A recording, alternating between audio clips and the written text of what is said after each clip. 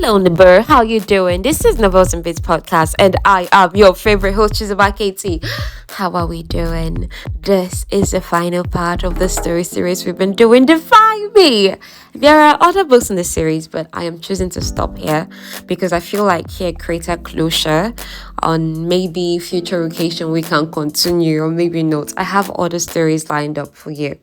This has been a very busy month because I started a spiritual exercise this month that's been taking more of my time as well as other things I already do normally. And then sleep has been saying I'm not going to let you go, and I'm now begging sleep, leave me alone now. Like, I have woken up how many times today? It is 11 o'clock, 7 minutes past 11 that I'm recording this, whereas I should have started since 7 a.m. or 8 a.m. I will wake up and I will just go back to sleep. I will wake up. I said, what is this? God, I beg, this thing should leave me alone now. Let me be useful in my life. Because right now I have barely 2 hours before I have to leave for work. And believe me, those 2 hours, they do like they take on wings and they start flying. I don't like it. Anyway, I thank God for sleep. This is Wednesday, 23rd April. By God's mercy, let today be the last time I'm sleeping like a goat now. Let me start doing better from tomorrow. Anyhow, let's dive into the story we've been doing. So, Defy Me.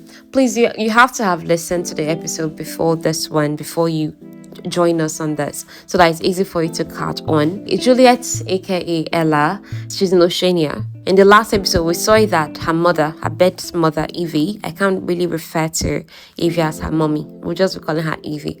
Evie is a doctor, a skilled scientist, and the supreme commander of Oceania. So she took Ella, put her under this routine procedure in the lab. Not really routine procedure, but a procedure in the lab where she removed the scars, all the scars that Ella has on her body from being poked at by children, being scratched on. So her skin right now is pristine, smooth. And Evie also thought she deleted all of Ella's memories. Because the angle she's going for is to tell Ella, oh my God, you had an accident. Now you're suffering an amnesia. So anything that Evie, the kind person, tells her, she's supposed to believe it. Ella is supposed to believe it so that she's manipulatable. So that Evie can replace Emmaline with Ella. Emmaline is the one that currently holds it. That is Ella's older sister. But Emmaline's body is failing. There's so many things they actually did to Ella in that laboratory. They made her limbs stronger. Because normally she's a, tiny, breaky body. You understand? So Evie strengthened her natural strength. Even though right now she's still wearing the cuffs that keeps her powers locked in. And also, Ella has gotten smarter since the last time somebody held her. The first person that held her captive was Warner. After she did not behave well in that situation, she told herself, if I'm ever in a situation where I'm being held and they're giving me food and shelter, I'm going to pretend I do not have any qualms and gather my strength and intelligence to know how to move forward.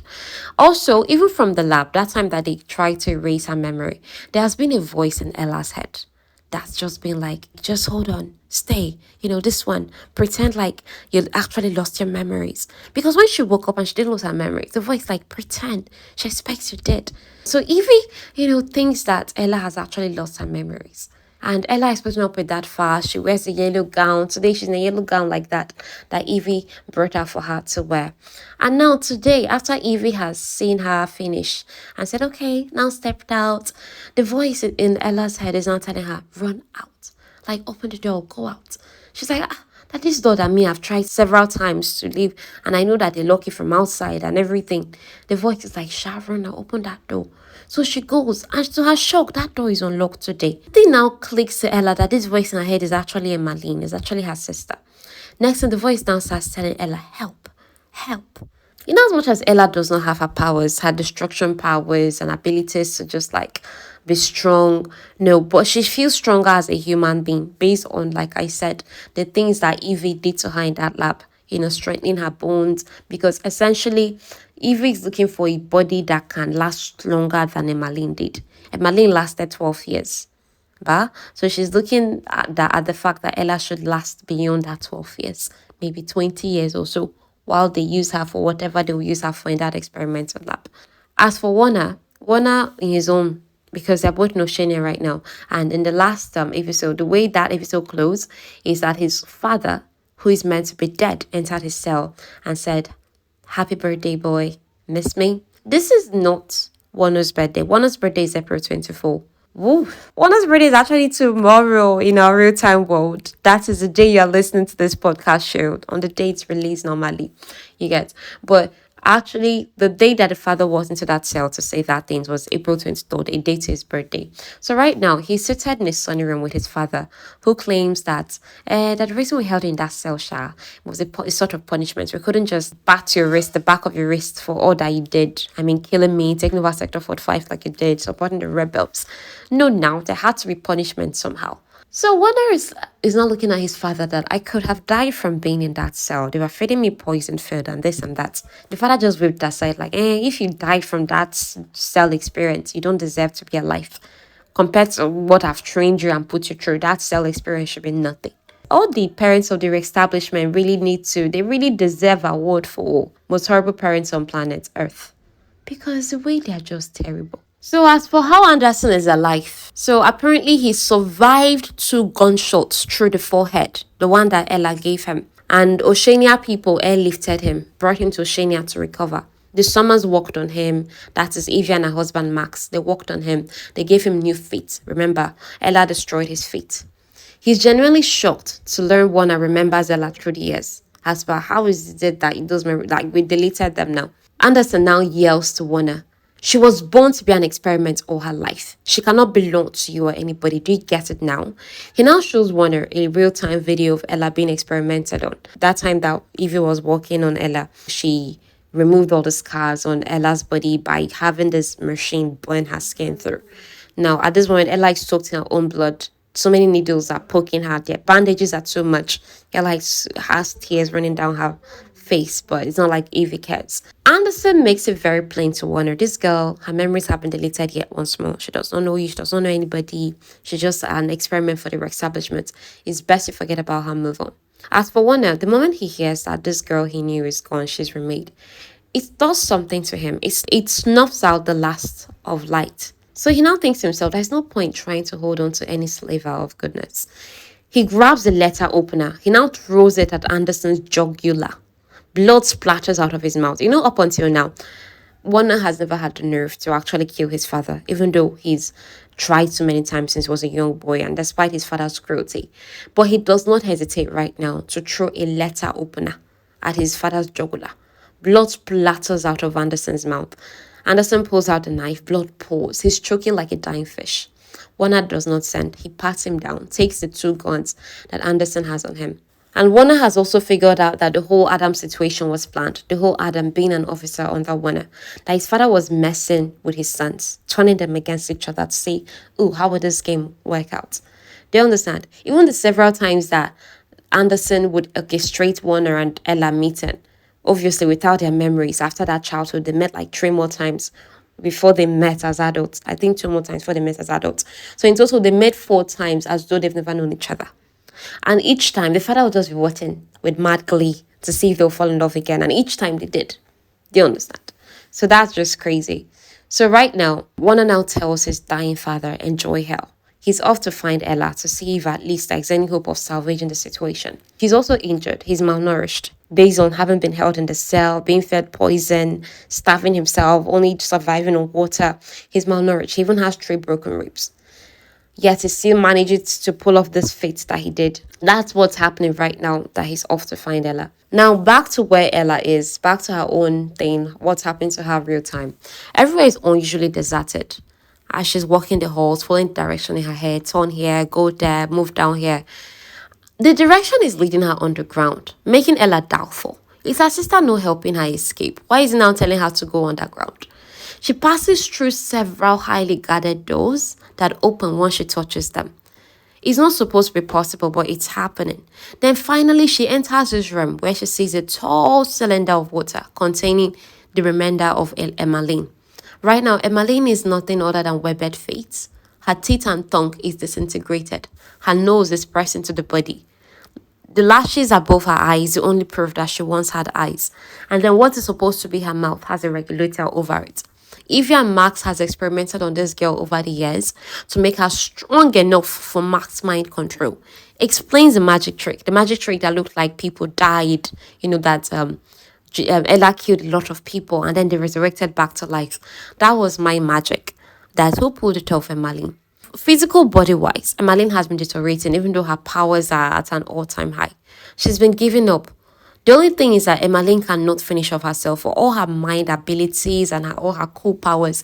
She cannot kill herself because several fail-proof have been installed to prevent this. Now, she communicates all this by touching Ella's hand through the glass.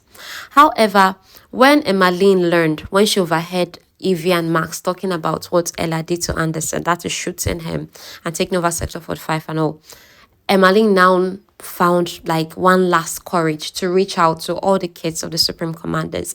She now said making them remember the memories that, they forgot. The forgetting thing actually never worked on Emmaline because they tried to also make her forget her memory so it would be easier for her to step in as the experiment. But Emmaline's powers could not just allow her to forget, who she is, how she was born, her friends. So she's been living all these years knowing that the people that are meant to be her parents bred her for a very despicable purpose. Do you understand? Now she now extends the same courtesy to Ella, making her not forget, making her not be remade. Right now, she just wants Ella to end her agony. But Ella can't find it in herself to just kill Emmaline right now because she just thinks there has to be hope for Emmaline somehow. First of all, Emmaline wants Ella to get out of here, right? So that she can find a way to fight and come back for her somehow. So Emmaline uses her powers to free the cuffs that are holding Ella's hands around her. So the cuffs fall away from Ella's wrist and Ella's power rushes back into her. She feels her powers back again because those cuffs that are keeping her powers away are now gone. Evie runs in there, into that place. And the moment she sees that, oh, Ella's cuffs are gone, she knows the jig is up. She knows that, oh my God, these girls know what's up. I can't escape this. She's not trying to reason with Ella that you have to understand that I've been doing this for the greater good. Ella is calm, as though she gets it. Everything that Evie is trying to reason with her, she understands. Only for her to punch Evie through the chest and pull out her hat. Emmaline's voice in Ella's head now says, thank you. Meanwhile, Warner is leaving after murdering Anderson when he's shot down with a tranquilizer. When he wakes up, he's attached to wires. He unattaches those wires holding him down. And he's surprised that his 3 broken ribs are healed. He's naked underneath the table he's being held on. But someone thoughtfully laid out his own clothes for him right there. And these clothes came from his own wardrobe in Sector 45. So he's now dressing up when he hears footfalls. He's been memorizing the sounds of those footfalls for weeks. This person is Max, and Max is the same person who's been delivering his food in prison. His father follows Max to enter, and Addison again, once more, is not dead. Apparently, Evie isolated the genes that makes the twins heal. Anderson brought the twins to Oceania, so Evie was able to isolate the genes and the twins that make them heal. She transferred some of those into Anderson. So there's enough in Anderson now that he's not going to die easily. Anderson respects Warner now for trying to kill him. As about, oh, you actually went through killing me.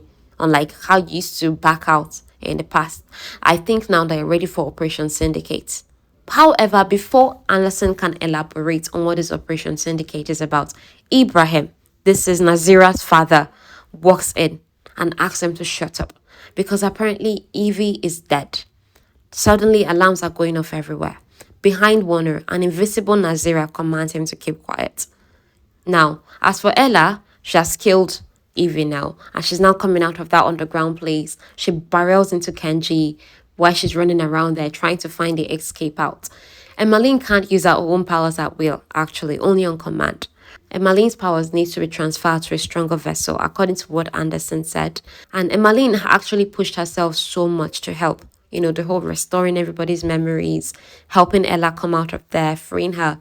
She pushed herself to do these things that she has done. And right now, she's tired. Do you get? As for her powers can no longer do anything unless she's commanded. Now, Kenji has orders from Nazeera to get Ella to the plane.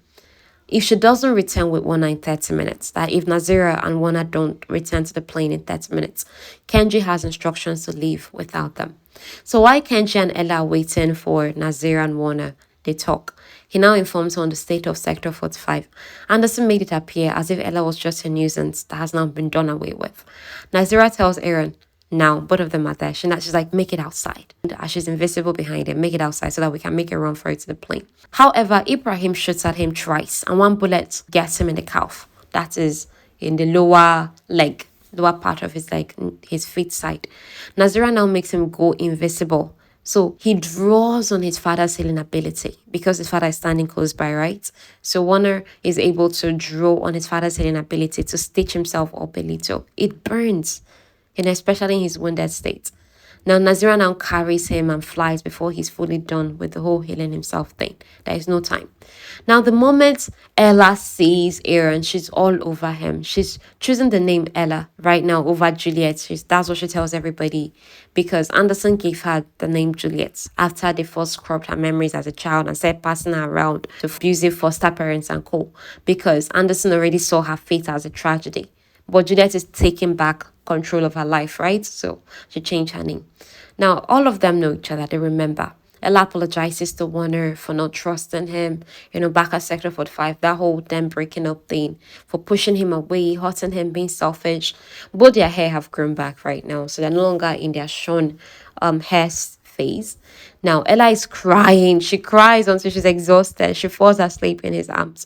For Aaron, it's surreal because he had been so prepared to deliver flowers, sing poems. But here she is, the first person who cares about his feelings, who is apologizing for hurting his feelings. She knows everything he's ever done and still loves him. Now, after she kisses him, it now dawns on him with clarity that he wants this forever, that he wants a life with Ella forever.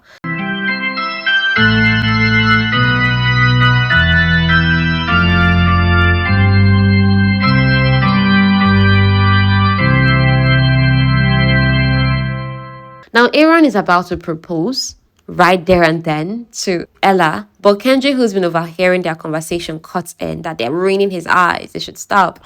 There's now some banter, and that's when Nazeera puts the plane on cruise, like automatic gliding. She joins them at the back. The men have a reluctant friendship. That is Aaron and Kenji. Now it's time for Nazeera and Ella to nap while the boys take the first watch. They have 5 hours more to fly before they get back to Sector 45. Ella and Nazeera, this is them in the back, the bunk at the back of the plane. They remember each other now. They're 6 months apart in age. Emmaline wanted to unify them. That's the purpose. She wanted to unify the children of the sector commanders. That's the whole point of triggering all their memories to remember. Nazeera confirmed that indeed Juliette is Ella the night that they met at dinner, because she too, when she was hallucinating, or rather when she was thinking she was hallucinating, that is recalling all the childhood memories that was deleted, she actually thought, no, this can't be real. But the moment she met Ella at dinner that night and saw the back of Ella's hand, there was a scar that Ella had on her then. Obviously now she's been remade, so the scar is no longer there. That is what confirmed to Nazeera that, this is the girl I knew in my childhood. This is Ella. That scar happened because that time they were small. Ella and Nazeera were trying to play with her father's swords, Ibrahim's swords. And Nazeera accidentally, sliced Ella the back of her hand. So much blood came out. And Nazeera's mother beat her silly for it. So Ella is like, we were like, how old then? 4 years, I'll be 5 years. What are we doing playing with real swords? Nazeera looked at her like, you forget we are not regular children raised by regular parents. Anyway, Nazeera is a badass hacker. She obviously followed up on the whole, okay, if those memories are real, there should be real life evidence of it. So she hacked into her Baba's files. That's how she uncovered the unnaturals and how she found out about Juliette, aka Ella. Nazeera doesn't understand why Emmaline is locked up. So Ella says, I know why. Now, Warner and Kenji, they're having their own moment. It's tender. Kenji often eats like a caveman. And the reason is because he did not have food often. So whenever he sees food, he's like gobbling it down as though he's going to disappear. Now, Kenji stopped Warner from proposing because, dude, it's not the time. You have to make it extra special, bro. Warner and Kenji are still talking when suddenly there's turbulence. They're being shot down from the sky. One engine is down.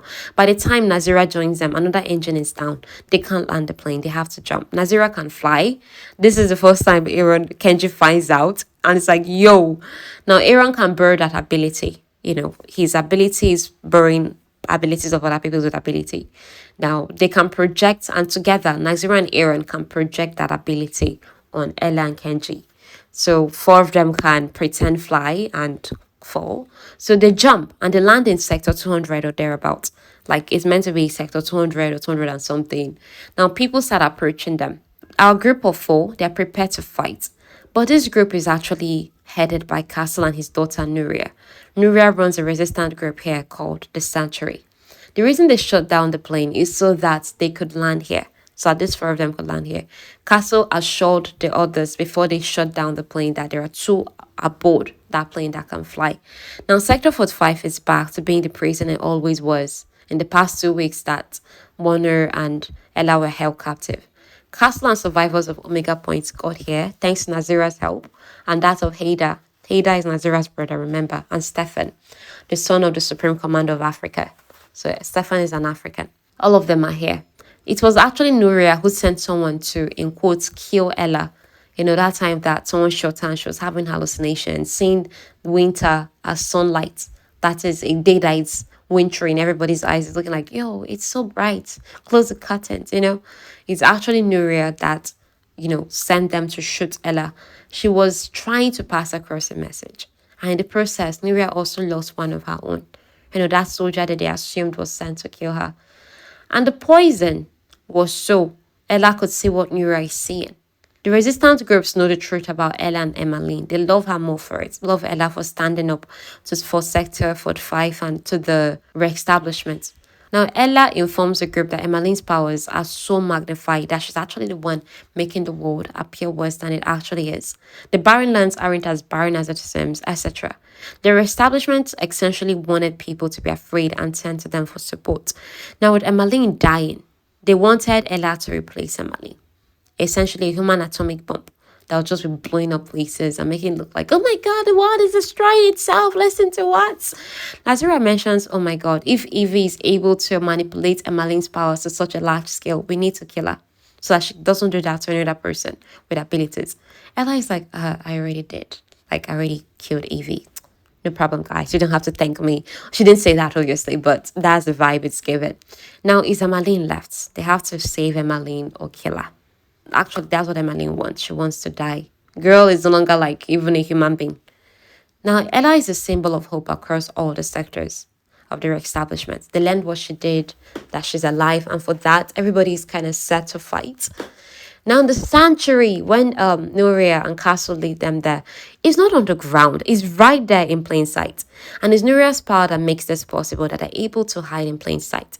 Nuria's power has to do with manipulating light and warping sounds. You can manipulate light so that something that is there, we are not really seeing it as being there.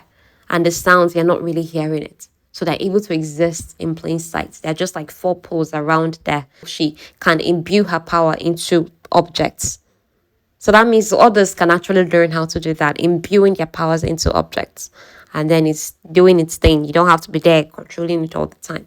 It's so cool. Now, Ella and Warner will be sharing a room. And they ask Nazeera and Kenji, hey, do both of you want a room? They're like, nope, separate rooms. In the privacy of their bedroom, it doesn't take long for the lovebirds to get intimate. They fall asleep right after a nap. When they awake, Warner does not hesitate. He proposes. He's been overthinking everything and just going to hold it back anymore. And she's like, yes to everything with you, babe. Another book talk line comes out here because he goes, it's a miracle that you could love me at all. She now smiles. You're very, very easy to love. So he now tells her, my heart is yours. Please don't ever give it back. Kenji interrupts as he knocks on the door and Warner is annoyed. Kenji is here because both of them are needed at the dining table. He now gives Ella a loaded look. Now after Kenji leaves, Aaron now asks, I felt excitement from you. What's the excitement about? So based on the fact that Warner can feel your emotions. So even if you're trying to pretend a poker face, he can feel your actual emotions. So she can't hide what the excitement is about. She now tells him, actually, we are throwing a surprise birthday party. Aaron doesn't get how this is possible unless you knew we were going to crash here and you planned ahead. She's like, no, of course I didn't know that. It's just that since I found out what your dad used to do to you on your birthdays, I swore I'm going to replace it with the best memories. I saw Kenji the previous day. So both of us like, okay, we're going to find any way to celebrate it. You understand? So both of them step out and walking through the dining hall, seeing everybody shout, happy birthday at Aaron is more than Ella can ever ask for. Everyone is here. They even found a way to do a cake. He's bullied into blowing out the candles for the first time in his life. He's blowing out birthday candles. Wow. Now, tomorrow is so uncertain. They don't know what tomorrow is going to bring. But right now, all of them as a group, they're making space for happiness. They're celebrating a birthday and an engagement. So this is the end of Defy Me. If you want me to tell the remaining stories, let me know. Do let me know. Right now, this is where we end. Please don't forget to like, leave a comment, share, leave a review wherever you listen, whether it's on Spotify, on Apple Podcasts. And I'll see you in the next episode with a new story, a brand new friggin' story. It's going to be another fantasy series anyway. Not really serious. I'm just going to do it into 2 parts. Just do it into 2 parts, even if it's 40 minutes. Please just be listening. All I can ask you to do is listen and share. That's all. Thank you so much for supporting Novels and Bits podcast, neighbor. I love you so much. It's been Chizoba Katie. Bye.